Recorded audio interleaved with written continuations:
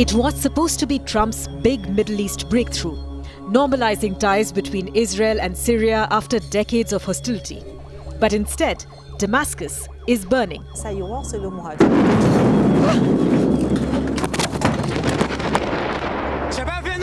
Israeli warplanes have slammed into Syria's Ministry of Defense, and more than 350 people are dead in Sauda after sectarian clashes spiraled out of control.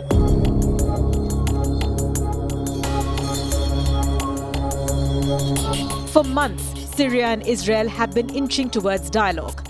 Back-channel talks brokered by the UAE, nudged along by Washington, and fueled by Trump's eagerness to expand the Abraham Accords.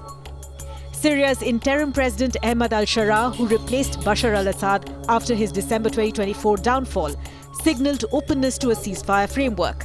But normalization was always a long shot. The sticking point was the Golan Heights. Israel refused to even discuss withdrawal from the occupied territory.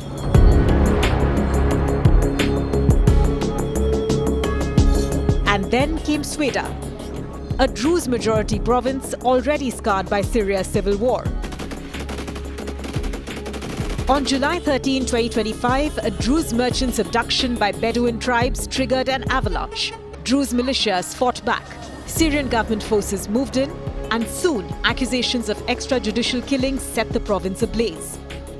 Israel intervened militarily on the 15th of July, claiming it was protecting the Druze, an Arabic-speaking minority spread across Syria, Lebanon, Israel, and the Golan Heights. We are also operating in Syria. We have an obligation to maintain the southwestern region of Syria as a demilitarized zone bordering Israel. We will not allow a return to a situation where a second Lebanon is being established there. And we are also obligated to protect the Druze residents. We are doing this through intense operations. I hope we will not have to operate anymore. It depends very much on what is understood and done, and also what is not done in Damascus. But critics say Israel's strikes are less about Druze protection and more about shaping post-war Syria to its advantage.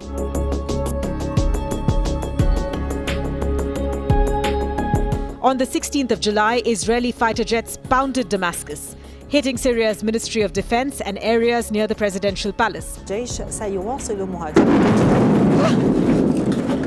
The strike sent TV anchors diving under their desks as cameras rolled live. Israeli Defense Minister Israel Katz warned the painful blows have begun.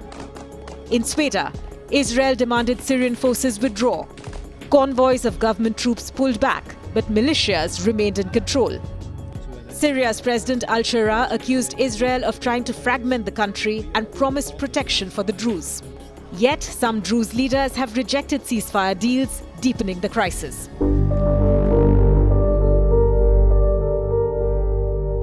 The U.S. stepped in. Secretary of State Marco Rubio announced that specific steps had been agreed to restore calm. But the ceasefires are paper thin.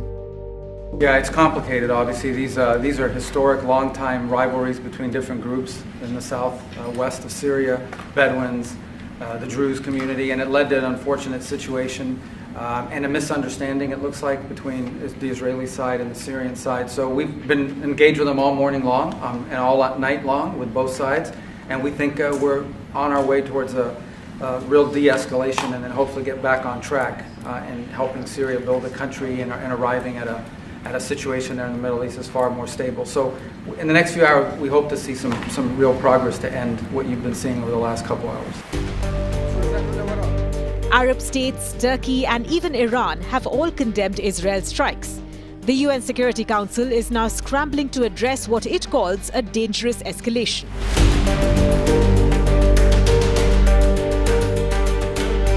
For Israel, Sauda is a buffer zone, too close to its border to risk Islamist fighters taking hold. For Syria, it's a test of authority in a fractured country where minorities mistrust the Sunni-led administration.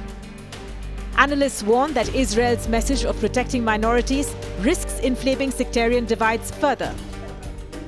Many Druze in Syria reject Israeli intervention, fearing it paints them as collaborators. And Trump's normalization dream is in jeopardy.